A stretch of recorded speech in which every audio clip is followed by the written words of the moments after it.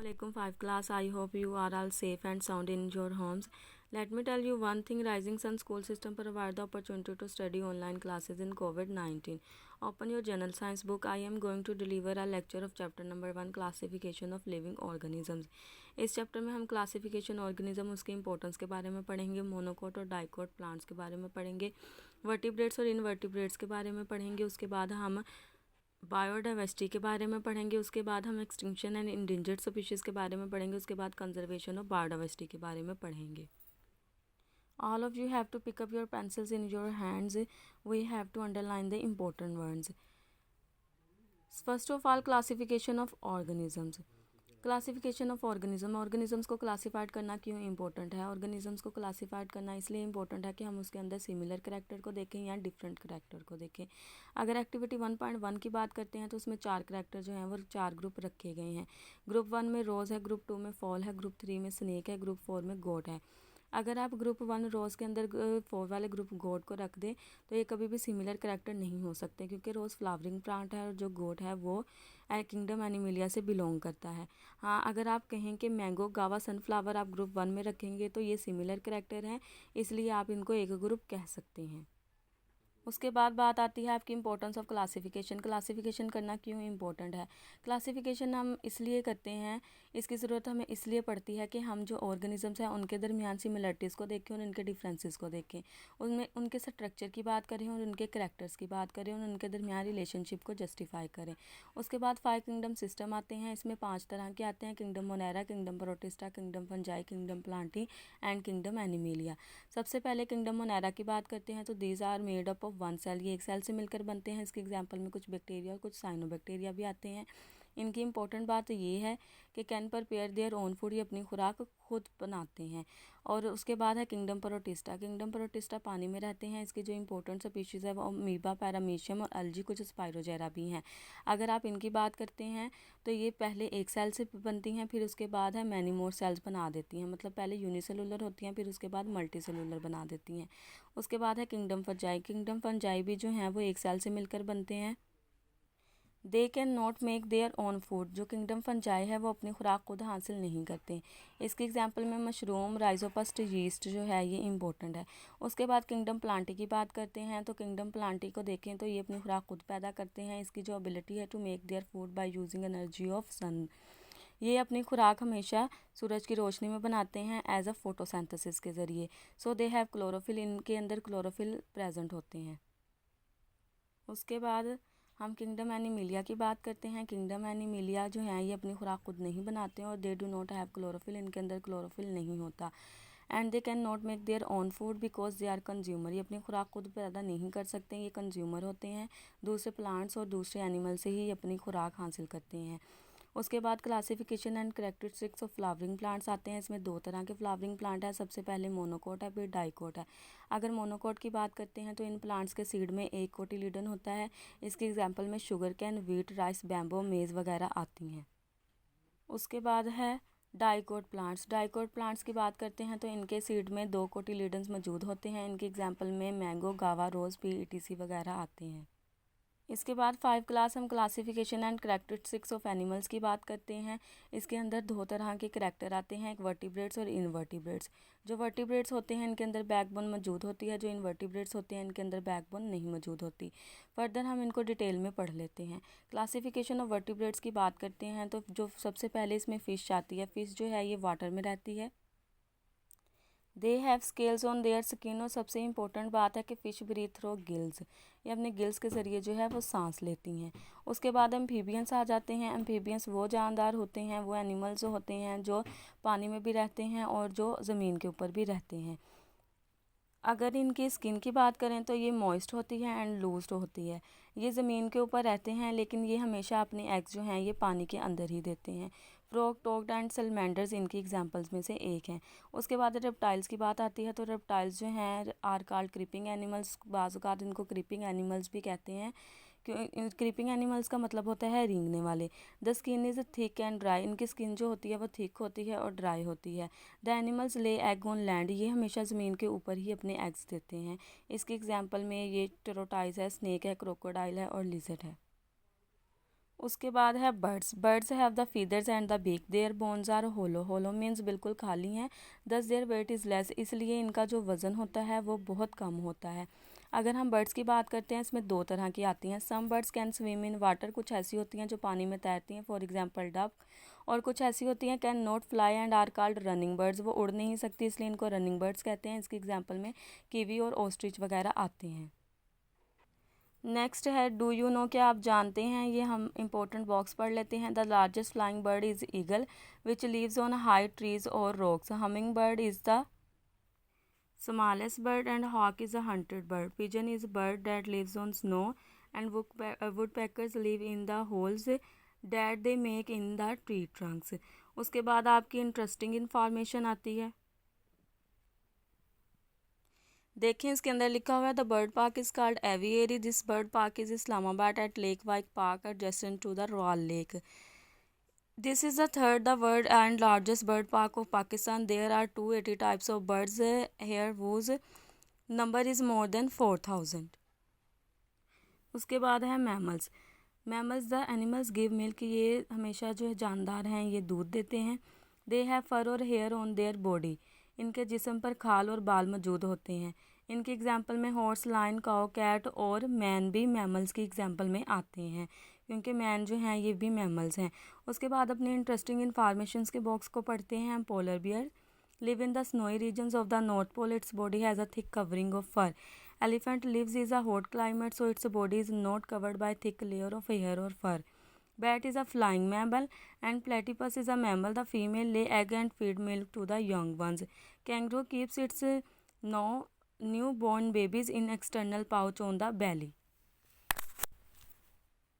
Next classification of invertebrates आती हैं। इनके अंदर स्पॉन्ज आते हैं, वॉर्म्स आते हैं, इंसेक्ट्स आती हैं, मोलस्क आते हैं और कुछ एकिनोडर्म्स आती हैं। स्पॉन्ज की बात करते हैं तो ये जो है एक्वेटिक एनिमल्स होते हैं और ये हमेशा ओशंस में रहती हैं। इनकी सबसे बड़ी खासियत ये है कि if any body part breaks they can form it again, कि इनके जिस्म का कोई भी पार्ट जो है वो ब्रेक हो जाए, ये रिप्रोडक्शन के ज़रिए दोबारा बना सकते हैं। उसके बाद है वॉर्म्स। वॉर्म्स जो है वो सॉफ्ट बॉडी एनिमल्स होते हैं। कुछ वॉर्म्स राउंड होते हैं, कुछ सिलेंड्रिकल्स होते हैं। अगर किसी की बॉडी इसमें जो है वो सेगमेंटेड होती है, इसकी एग्जांपल में अर्थवर्म और टेपवर्म आते हैं। और किसी वॉर्म्स की बॉडी सेगमेंटेड नहीं होती, इसकी एग्जांपल में फ्लैट वर्म्स और राउंड वर्म्स आते हैं। नेक्स्ट हम इंसेक्ट्स की बात करते हैं। ये भी इनवर्टिब्रेट्स होते हैं और with joints legs. Their body segmented, इनकी बॉडी जो है वो सेगमेंटेड होती है। अगर हम इनके एग्जांपल में देखें तो wasp, cockroach, mosquito, honey bee वगैरह आती हैं। उसके बाद हम मोलस्क की बात करते हैं। ये सॉफ्ट बॉडी एनिमल्स होते हैं। ये पॉन्ड, लेक, रिवर, ओशंस वगैरह में रहती हैं। मोलस्क की दो टाइप्स होती हैं। एक इनकी बॉडी जो शेल से कवर होती है, उसकी एग्जांपल में हमारे पास स्नेल और ऑयस्टर्स वगैरह आते हैं। कुछ की बॉडी विदाउट शेल्स होती है, जिसकी एग्जांपल में ऑक्टोपस वगैरह आते हैं। उसके बाद हम अकीनोडर्म्स की बात करते हैं। अकीनोडर्म्स वो एनिमल्स होते हैं जो ओशंस में रहते हैं और इनकी सबसे इम्पोर्टेंट बात है कि the body has a spinning covering होती है। इसकी एग्जांपल में स्टारफिश, सी एनिमोन्स और ब्रिटल स्टार वगैरह आते हैं। उसके बाद बायोडाइवर्सिटी की बात करते हैं तो the number of kinds of living things present at a particular place is called a biodiversity. Biodiversity उन्होंने कहा है जितने भी लिविंग थिंग्स होते हैं उसमें प्लांट्स, एनिमल्स और ह्यूमन बींग्स आते हैं, वो सारे मिलकर मखसूस एरिया में रहते हैं जो कि एक बायोडाइवर्सिटी बनाते हैं। बायोडाइवर्सिटी में कुछ ऐसे एनिमल हैं जो एक्सटिंक्ट हो चुके हैं, बिल्कुल ख़त्म हो चुके हैं, इसकी एग्जांपल में डायनासोर है। और कुछ ऐसे हैं जो इंडेंजर्ड हैं, जो मरने के करीब हैं, इसकी एग्जांपल में snow leopard, green turtle, Indus dolphin और मार्कोर वगैरह आते हैं। उसके बाद है human impact on biodiversity. Human जो है उसके तासरात किस तरह बायोडाइवर्सिटी को जो है वो ख़राब कर रही हैं या उनको बिल्कुल ख़त्म कर रही हैं। उसमें सबसे बड़ी वजह आती है cult of cultivation and urbanization has a destroy the habitats of the animals. उन्होंने कहा कि कल्टीवेशन और अर्बनाइजेशन के ऐसे तरीके अपना रहे हैं इंसान, जिसकी वजह से एनिमल्स का जो मस्कन है वो तबाह हो रहा है। उसके अलावा एक्सेसिव हंटिंग की वजह से हो रहा है या ओवर हंटिंग की वजह से भी एनिमल्स जो हैं वो हमारे इंडेंजर्ड हो रहे हैं और मरने के करीब हो रहे हैं। उसके बाद कंजर्वेशन ऑफ बायोडाइवर्सिटी की बात करते हैं कि बायोडाइवर्सिटी का हम तहफ़्फ़ुज़ कैसे कर सकते हैं।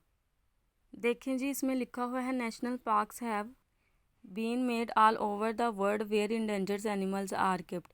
उन्होंने कहा है कि नेशनल पार्क दुनिया का सबसे बड़ा पार्क है जहाँ पे इंडेंजर्ड एनिमल की स्पीशीज़ को रखा जा रहा है, ताकि अगर इन एनिमल्स को ख़तरा है तो इनको बचाया जा सके और इनकी आगे जो वो नस्ल है, जो रिप्रोडक्शंस है वो महफूज रहे और आगे से आगे इनकी नस्ल जो है वो बढ़े, इसलिए इनके कंजर्वेशन करना बहुत ज़्यादा ज़रूरी है। बेटा उसके बाद आपके की पॉइंट्स आते हैं। इन की पॉइंट्स के अंदर हमने जो हम चैप्टर में पढ़ चुके हैं वही लिखा हुआ है। क्लासिफिकेशन ऑफ ऑर्गेनिजम्स का बताया हुआ है, 5 किंगडम क्लासिफिकेशन सिस्टम का बताया हुआ है, उसके बाद मोनोकोट डाइकोट प्लांट्स का बताया हुआ है, वर्टिब्रेट्स इनवर्टिब्रेट्स की बात की गई है और उसके बाद इसमें बायोडाइवर्सिटी वगैरह की बात की गई है। ये हम सब चैप्टर में डिटेल से पढ़ आए हैं। इसके बाद है आपकी एक्सरसाइज। एक्सरसाइज में सबसे फर्स्ट क्वेश्चन है tick the correct option which one of the following is the photo of an aquatic bird. इसका आंसर है A. The cat belongs to the which group. इसका आंसर है डी मैमल्स। थर्ड है a fish respire through which organs. इसका answer है gill. What is the number of cotyledon in a gram seed. इसका answer है 2। Out of this which group is found only in ocean. इसका answer है echinoderms. उसके बाद question 2 आता है राइट शॉर्ट आंसर। सबसे फर्स्ट आपका क्वेश्चन है डिफाइन बायोडाइवर्सिटी। इसका आंसर है the number of kinds of organism found at a particular place is called biodiversity. Second है state the important of classification. इसका आंसर है some importance of classification are below. Number 1 due to classification determine the similarities and differences. Second है due to structure and other characteristics of organism. Third है relationship among organism. Question third का A part है write the differences between worms and insect. Worms are soft body animal. Insect the external surface of insect body is the hard. Worms the body of some worms are segmented and some are not. और insect है their body is segmented. Third है they have no legs and insect they have joint legs. worms के example में अर्थ worms और round worms आते हैं और insect के एग्जाम्पल में हनी बी और मॉस्किटो वगैरह आते हैं। क्वेश्चन थर्ड का है बी पार्ट है write the differences between amphibians and reptiles. Amphibians their skin is moist and loose. Reptile their skin is thick and dry. Amphibians they live on land but lay eggs in water. Reptiles they animals lay egg on land, for example lizard, snake. उसके बाद है what is the similarities between fungi and animals. The similarities between fungi and animals are below. Number 1 both do not have chlorophyll. Second है fungi and animals can not make their own food. Question 5 है write one characteristics and one example of Monera and Protista. Monera, these are of made of one cell, for example bacteria. Protista, some Protista may consist of one cells or many cells, for example algae. उसके बाद आपके constructed response question आते हैं। First है what is the importance of cartilage in fish life. Cartilage is supportive tissue that does not have as much calcium as bone which makes bone rigid. Second है why the body of zebra has black and white strips. इसका answer है the body of zebra has black and white strips because black strips would absorb heat in the morning and warm up zebra, whereas white strips reflect light more and could thus help cool zebras. Third है why are the ears of elephants large. The ears of elephant large because an elephant's ear are made up of thousands of blood vessels that are thin and close to the skin. This allow the excess body heat to escape the elephant body to regulate their body temperature. 4 है आपका investigate question. इसका question number 1 है investigate about the factor responsible for the extinctions of biodiversity. Answer है some factor responsible for the extinctions of biodiversity. Cultivation, urbanization, deforestation, excessive hunting, over population, invasive species and habitat lose. उसके बाद question 2 है give an example of extinction and endangered animal. Investigate what types of animals are mostly likely to be extinct. Example of extinct animals डोडो bird और dinosaurs. Example of endangered animals panda, green turtle, markhor. Some types of animals are mostly likely to be extinct. सबसे पहले है passenger pigeon. Case of extinct, human hunted the pigeon and consumed it to the point of extinctions. Golden toad causes of extinctions. Pollinations and carted skin infections led to the extinctions of this species. यहाँ पे आपका chapter number 1 complete हो गया है। 5 class I hope आपको समझ लग गई होगी। अल्लाह हाफिज़।